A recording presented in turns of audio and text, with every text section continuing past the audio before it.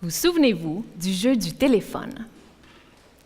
Il s'agit de souffler un message à l'oreille de son voisin, qu'il répète à son voisin, qu'il répète à son voisin, et ainsi de suite.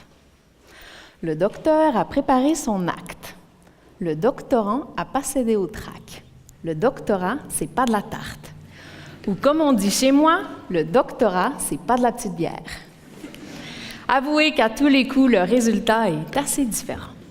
Mais imaginez un instant si on ajoutait en plus le filtre de la langue, si chaque joueur traduisait le message avant de le transmettre. Toutes les formes de traduction seraient alors possibles.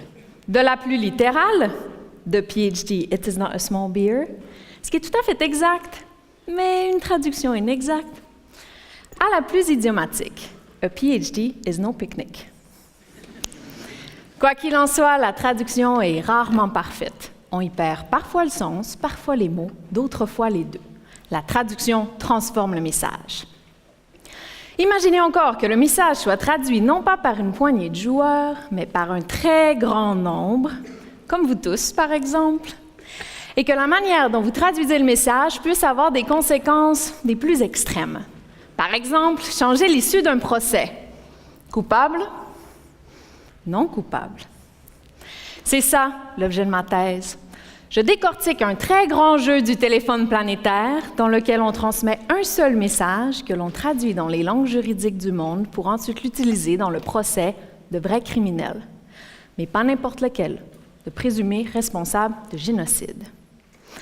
Le crime de génocide, la communauté internationale l'a défini dans le statut de la Cour pénale internationale, de manière claire, simple et concise. Par la suite, les pays traduisent cette définition dans leur langue nationale pour l'intégrer à leur code pénal. À ce jour, 79 pays se sont exécutés, ce qui représente 48 langues. Vous imaginez bien que le résultat est alors beaucoup moins clair, simple et concis. Et dans ma thèse, c'est précisément cet écart entre ce qu'a dit la communauté internationale et ce que répètent les pays que je tente de découvrir.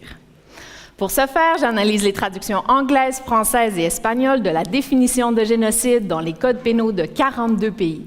Et j'y traque la moindre nuance linguistique et juridique. Grâce à ces nuances, je sais exactement comment, pourquoi et à quel point le message se transforme. Je sais de quelle manière la traduction colore le message.